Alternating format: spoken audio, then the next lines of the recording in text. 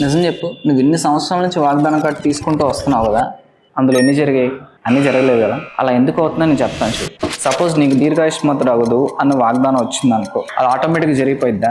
దాని పైనే ఉంటుంది, నీ తల్లిని తండ్రిని సన్మానిస్తేనే అని ఉంటుంది. ఆ కింద వచనంలో నుంచి దాని గురించి చెప్తారు చూడు.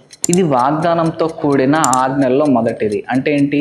ప్రతి వాగ్దానానికి ముందు ఏముంటుంది? ఆజ్ఞ ఉంటుంది అని క్లియర్గా చెప్తున్నారు. మనం ఏమనుకుంటాం, ఇలా వాగ్దానం చేయగానే అలా ఆశీర్వాదాలు వచ్చేయాలని అనుకుంటాం. కానీ బైబిల్ ఏం చెప్తుంది? ప్రతి వాగ్దానానికి ముందే ఉంటుంది, కండిషన్ ఉంటుంది అని చెప్తుంది. ఇక్కడ చూడండి, కాగా క్రీస్తు యేసు మహిమలో ప్రతి అవసరం తీర్చబడిన అని ఉంటుంది. అంటే ఈ వాగ్దానం రాగానే నీ అవసరాలను తీర్చబడతాయా?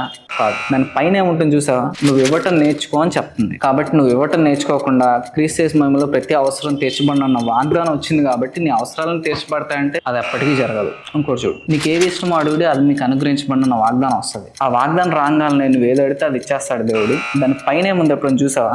నాయన మీరు మీ అందరూ నా మాటను నిలిచి ఉంటేనే అని ఉంటుంది. అంటే ఆయన చెప్పింది చేస్తేనే నువ్వు ఏది అడిగినా ఇస్తాడు దేవుడు. కాబట్టి ఇప్పుడు అర్థమైంది కదా, ప్రతి వాగ్దానానికి ముందేముంటుంది?